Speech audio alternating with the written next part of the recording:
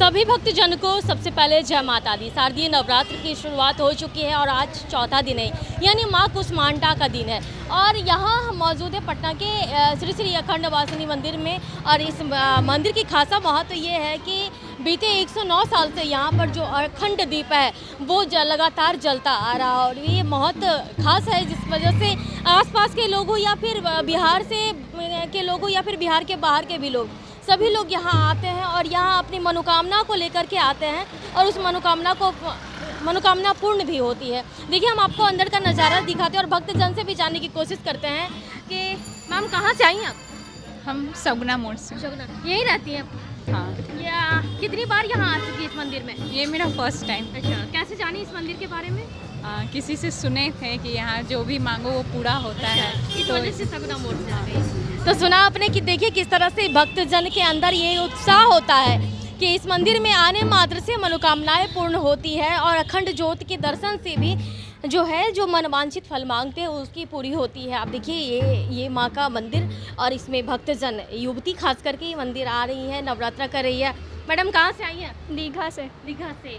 कितनी बार आ चुकी है इस मंदिर में? दूसरी बार है। दूसरी बार आई है। कहा जाता है कि मनोकामना पूर्ण होती है और आप युवतियाँ ये क्या मन्नत लेके आई हैं? जो मन्नत लेके यहाँ पूरा हो जाए बस। हाँ, इससे पहले कभी मन्नत मांगे थे जो पूरा हुआ था? नहीं, ये मेरा पहला बार यहाँ पे। और इतना दूर से आने का कैसे सोची? किसी से सुनी थी?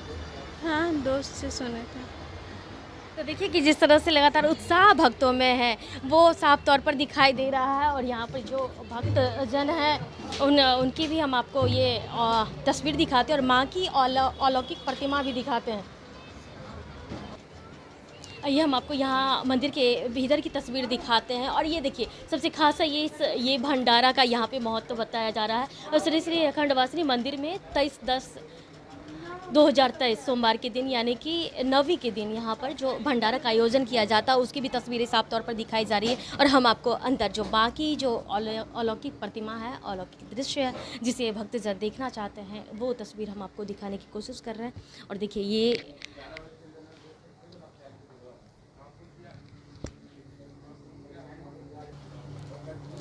मंदिर की तस्वीर आप देखिए साफ तौर पर। इस मंदिर की जो खासियत है, जो अखंड वासिनी मंदिर, इसका नाम पड़ने के पीछे की वजह यही वो ज्योत है जो लगातार पिछले 109 वर्षों से जलता आ रहा है। हम भक्तजन से दिखाने की कोशिश करेंगे कि किस तरह से इस ज्योत की क्या खासियत है। हम यहाँ के पुजारी जी से भी जानने की कोशिश करेंगे। और ये माँ की तस्वीर, अलौकिक तस्वीर, जहाँ आने मात्र से और दर्शन मात्र से ही मनोकामना पूर्ण होती है। और देखिए जिस तरह से मन्नतें पूरी होती है या फिर मन्नतें जो मांगी जाती है उसके हिसाब से ये ज्योत यहाँ पे अपने मन्नत को लेकर के रखा जाता है। और इस हिसाब से वो जो अखंड वासिनी मंदिर है उसमें वो ज्योत जलाने मात्र से जो है मनोकामना पूर्ण होती है। अगर मनोकामना पूर्ण हो जाती भी है तो भी ज्योत जलाई जाती है और मनोकामना पूर्ण होने से पहले भी इसे जलाया जाता है। और ये तस्वीर यहाँ की जो माँ का जो पसंदीदा भोग है, जो प्रसाद है, वो 7 हल्दी, 1 नारियल और 9 फूल, ये माँ को चढ़ाया जाता है। और ये तस्वीर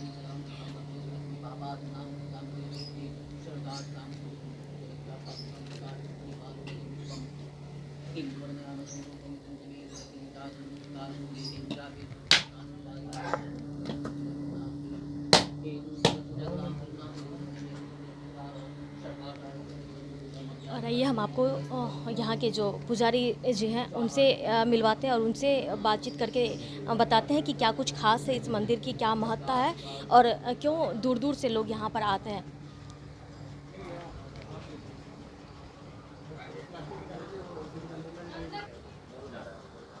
हमसे बात करने के लिए मंदिर के पुजारी जी विशाल तिवारी मौजूद हैं यहाँ पर। हम इनसे जान लेते हैं कि क्या कुछ महत्ता है इस मंदिर के, जिस वजह से दूर दूर के 2 लोग आ रहे हैं यहाँ पे। यहाँ सन 1914 से माँ की 2 अखंड दीप निरंतर प्रज्वलित है, एक घी का, एक सरसों तेल का। पूरे वर्ष लोग अपनी मनोकामना को लेकर वहाँ घी और तेल चढ़ाते हैं। नवरात्र में 9 दिन के लिए अलग से लोग अपनी मनोकामना को लेकर अखंड दीप जलाते हैं। और पूरे वर्ष मंगलवार को लोग अपनी मनोकामना को लेकर 7 खड़ा हल्दी, 9 उड़हुल का लाल फूल, 1 सिंदूर का पुड़िया चढ़ाते हैं। माँ उनकी मनोकामना पूर्ण करती है। नवरात्र में 9 दिन चढ़ाते हैं। आज माँ का चौथा स्वरूप का पूजा इस मंदिर में किया जाएगा। और 9वीं के दिन विशेष माँ के भंडारा का यहाँ आयोजन किया गया है। आपके माध्यम से जो भी भक्त लोग देख रहे हैं भंडारे में शामिल हो और प्रसाद यहाँ का ग्रहण करें।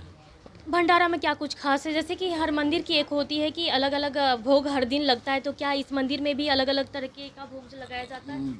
पूरे नवरात्र में माँ को फल का भोग लगाते हैं और सप्तमी से भोग बदल जाता है। सप्तमी को चावल और केला का भोग होता है, अष्टमी के दिन अनार का भोग लगाते हैं और नवमी के दिन जो कन्या पूजन होता है उसके बाद माँ को अन्न का भोग लगाते हैं और वही अन्न प्रसाद लोगों में वितरण होता है। इसमें पूरी सब्जी, बूंदिया हो गया, खीर हो गया, चना हो गया, ये सारा चीज़ का वितरण किया यानी कि जाता 4 है। दिन जो जब से पट खुलता माँ है का खुलता है, सप्तमी से, लगातार तब से भोग बदलता है। अच्छा, लोग ये जानने को उत्सुक हैं बाबा कि जिस तरह से अखंड ज्योत जलते हैं, उस ज्योत में क्या कुछ खास है जिस वजह से, या फिर आप लोग तेल वगैरह या घी डालते हैं या फिर तेल घी उसमें डालते हैं, तेल और घी उसमें समय समय पर डालते हैं। उसका बत्ती बदलते रहता है पर वो अखंड निरंतर प्रज्वलित रहता है 24 घंटा। ऐसा माना जाता है कि कामाख्या से ये ज्योत आया? हाँ, माँ कामाख्या से हमारे दादाजी डॉक्टर स्वर्गीय विश्वनाथ तिवारी, जिन्होंने सन 1914 में वहाँ से अखंड ला के माँ के पास जलाए थे, और तब से निरंतर तब चल से रहा है। निरंतर जल रहा है। तीसरा पीढ़ी अभी इस मंदिर की सेवा में हम लोग लगे हैं। हमारे ही परिवार के लोग तीसरे पीढ़ी। जी, ये मंदिर कोई ट्रस्ट का नहीं, हमारे निजी ज़मीन पर है जी। और लोग का आस्था है, लोग आते हैं माँ के दर्शन के लिए। सबसे आखिरी दिन जो पूजा पाठ का क्या कुछ नियम होगा यहाँ पे? भंडारा का प्रसाद वितरण होगा, उसके बाद फिर दूसरे दिन सुबह कलश विसर्जन किया जाएगा। उसके बाद जयंती का प्रसाद सब लोग को दिया जाएगा और जो अलग से एक बड़ी माँ की प्रतिमा स्थापित होती है, जिसको बुधवार को, मंगलवार दशमी है तो मंगल को तो विसर्जन हो नहीं सकता है, तो बुधवार को माँ की प्रतिमा की विसर्जन की। सुना आपने कि क्या कुछ खास इस मंदिर की विशेषता है? साफ तौर पे पुजारी जी ने बताया है कि पिछले 1914 से, यानी कि इनकी तीसरी पीढ़ी है जो माँ की आराधना में लगे हुए हैं और लगातार जिस तरह से माँ अखंडवासिनी पर लोगों की आस्था है, दूर दूर से आते हैं, बिहार भर के ही नहीं, बिहार से बाहर के भी लोग यहाँ आते हैं और जो मनोकामनाएं मांगते हैं वो मनोकामनाएं पूर्ण होती है। फिलहाल के लिए इतना ही। बने रहिए कश्यप के साथ, पटना से अंकिता सिंह की रिपोर्ट।